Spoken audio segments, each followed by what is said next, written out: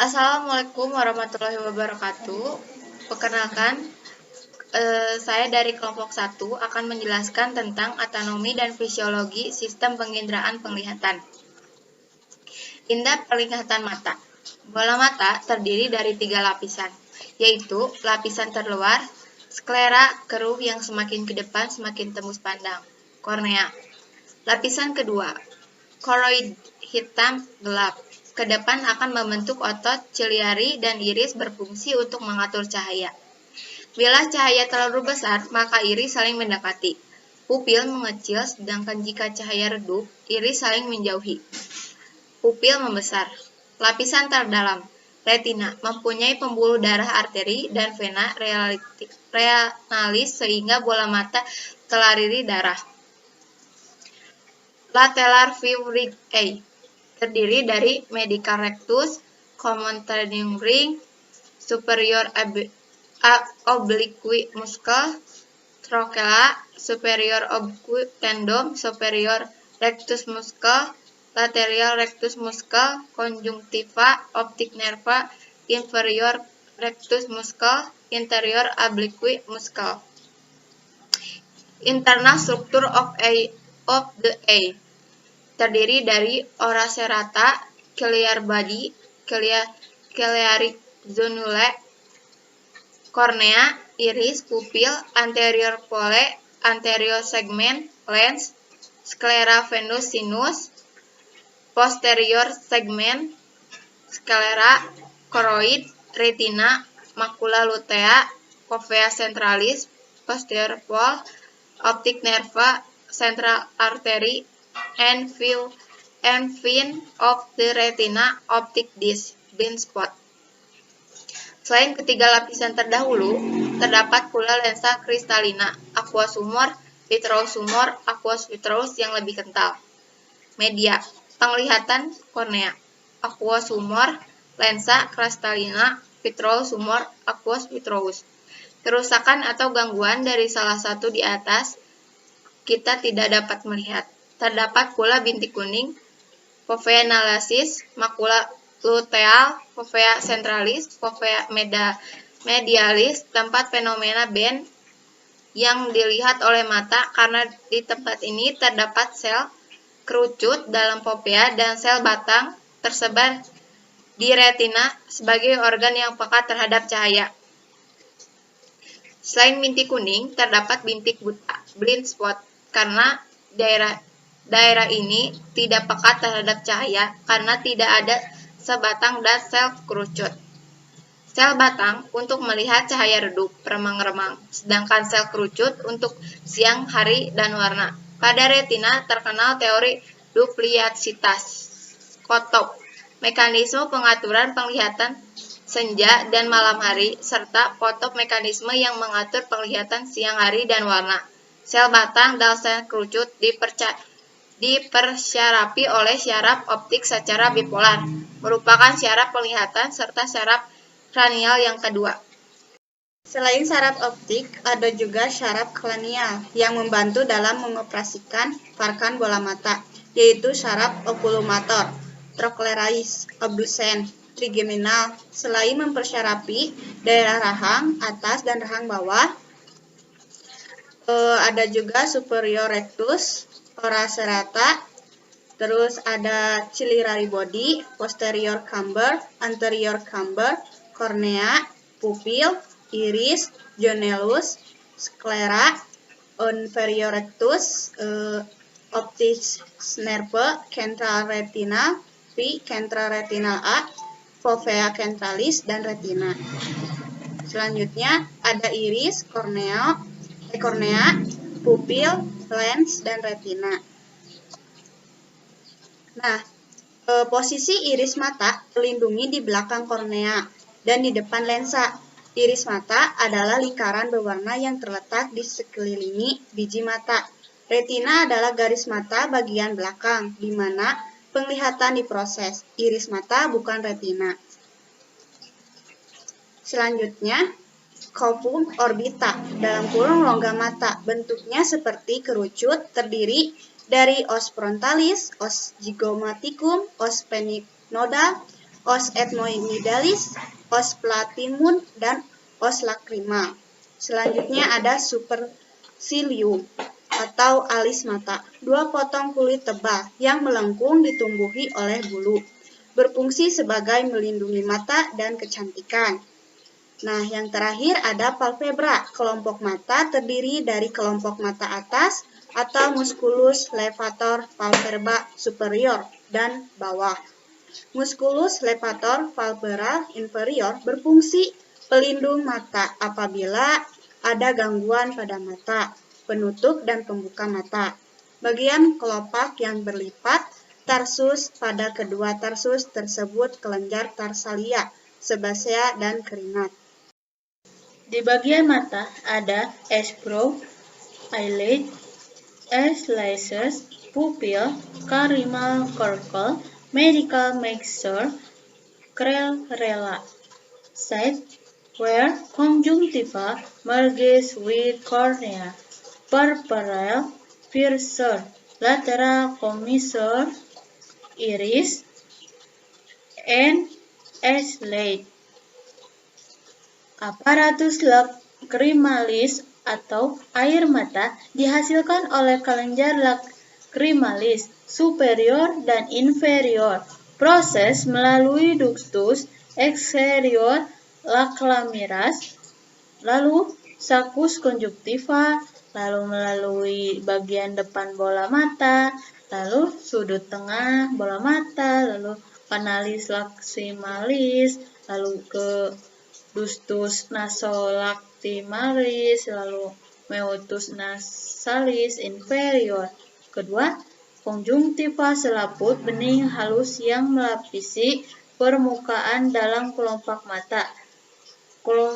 Konjungtiva parel dan kemudian membalik keluar pada bagian depan mata. Konjungtiva bubil atau ocular. Di bagian ini ada juga lacrimal gland, excitator ducts of lacrimal gland, lacryminal pustum, lacryminal canaliculus, nasolacrimal duct, inferior meatus of nasal cavity, nostril, carimal sac. Lacrimal gland, exterior lacriminal duct, superior lacriminal canal, canminal punctum, interior lacrimal canal, nasopharyngeal duct, inferior nasal porta, juga nasal cavity. Awalnya, carimal gland menuju ke drainage duct. Mulcus ucalitot mata, mulcus levator fabrilis superior inferior untuk mengangkat kelopak mata, mulcus ubaraculus uculi inferior lingkaran mata untuk menutup mata, mulcus rectum oculo inferior di sekitar mata untuk menutup mata, Musculus rectus oculi medial sekitar mata, untuk menggerakkan mata dalam atau bola mata. Musculus obliquus oculi inferior untuk menggerakkan bola mata ke bawah ke dalam. Musculus obliquus oculi superior untuk memutar mata ke atas, ke bawah, dan keluar. Pada stabilus ini, juling disebabkan tidak seimbangnya atau parilise kelumpuhan fungsi dari salah satu otot mata. The eyes and associated accessory structure. Levator palpebra, superior muscle, obricularis, ocal muscle, eyebrow, dorsal plate, palpebral conjunctiva, tarsal glands, cornea, palpebral fissure, eyelashes, bulbar conjunctiva, conjunctiva such orbicularly osculi mukhail. Selanjutnya ada extrinsis eius muscalis, superior oblique muscile, superior oblique tendon, superior rectus muscile, liberal rectus muscile, conjunctiva, inferior oblique muscile, inferior rectus muscile, optic nerve, exists at contour of eyes, interferior rectus muscile, medial rectus muscile, lateral rectus muscile, annular ring. Selanjutnya ada lateral rectus, medial rectus, superior rectus, inferior rectus, inferior oblique, superior oblique. Selanjutnya ada fungsi mata, yaitu menerima rangsangan berkas cahaya pada retina dengan perantara serabut nervus opticus, menghantarkan rangsangan ini ke pusat penglihatan pada otak untuk ditafsirkan. Selanjutnya ada pengaturan cahaya, yaitu terdapat pupil atau tempat masuknya cahaya ke bagian mata yang dikontrol saraf otonom. Selanjutnya ada cahaya terang, yaitu pupil mengecil apabila otot sirkuler atau berkontraksi dan membentuk cincin yang lebih kecil atau simpatis. Selanjutnya ada cahaya gelap atau otot radialis mendekat menyebabkan ukuran pupil meningkat, yaitu parasimpatis. Nah, selanjutnya saya akan melanjutkan dari peraturan cahaya, yaitu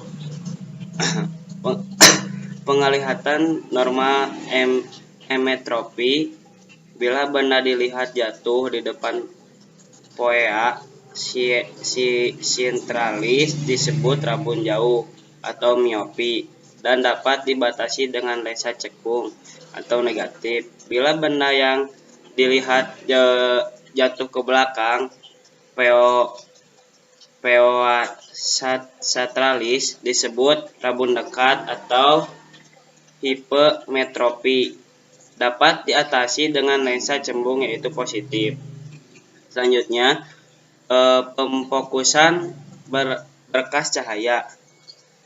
1.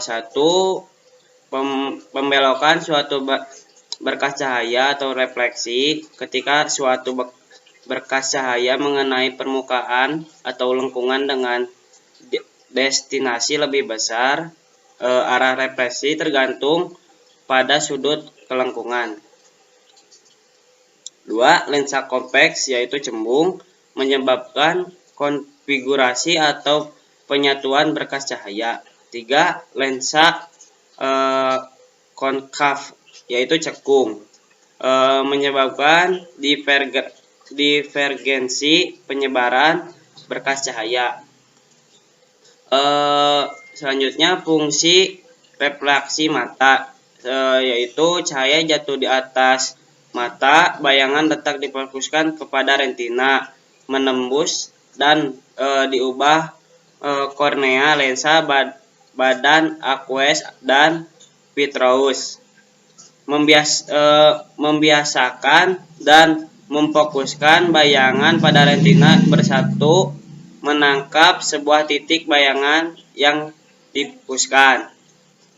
Selanjutnya ada sumber cahaya, lalu masuk ke mata melalui kornea, lalu melewati pupil yang lebarnya diatur oleh iris, dibiasakan oleh lensa, terbentuk bayangan di retina yang bersifat nyata atau terbaik diperkecil. Sel-sel batang dan sel kerucut meneruskan sinyal cahaya melalui saraf optik. Otak membalikan lagi bayangan sinyal cahaya melalui saraf optik. Otak membalikan lagi bayangan cahaya yang terlihat di retina. Objek terlihat sesuai dengan alisnya.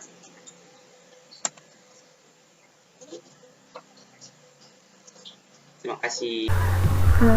Nah, saya akan melanjutkan. Jadi, di sini ada visual field of left A, sama di sebelah sini juga. Nah, Dan yang selanjutnya ada temporal half of left retina, dan ada optic nerve, ada optic tract, ada optic chiasma, dan ini di sini ada nasal halves of retinas. Dan yang selanjutnya ada geniculocalcarine tract, dan yang sebelah sini ada lateral geniculate body, dan yang terakhir ada primary visual area atau striate cortex.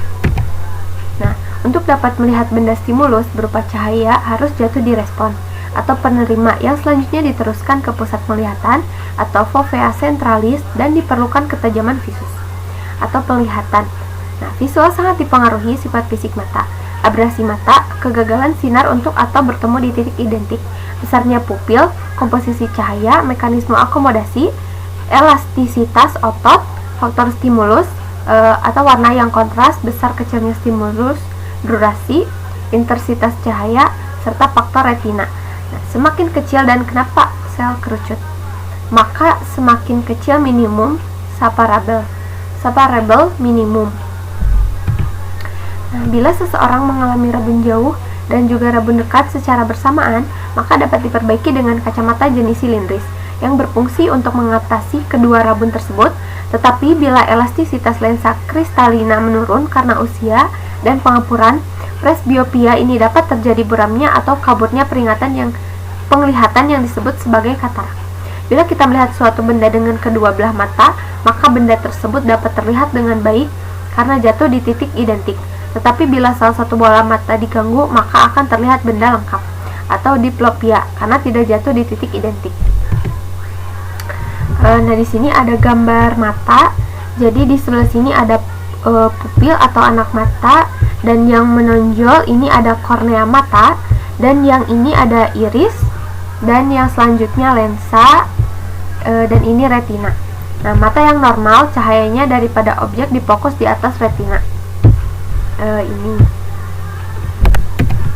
akomodasi. Yang selanjutnya, akomodasi adalah kemampuan menyesuaikan kekuatan lensa sehingga baik sumber cahaya dekat maupun jauh dapat difokuskan di retina. Kontraksi otot ciliaris ligamentum suspensorium melemas dan tegangan pada lensa berkurang atau lensa membulat dan menguat. Seperti pada gambar yang ke-1, di sini di sebelah sini ada titik fokus dan di sini berkas sejajar. Pada gambar yang kedua, berkasnya itu divergen, titik fokusnya di sebelah sini. Dan yang ketiga, lensa lebih kuat. Mungkin sekian yang dapat saya presentasikan. Mohon maaf apabila ada kekurangan. Wassalamualaikum warahmatullahi wabarakatuh.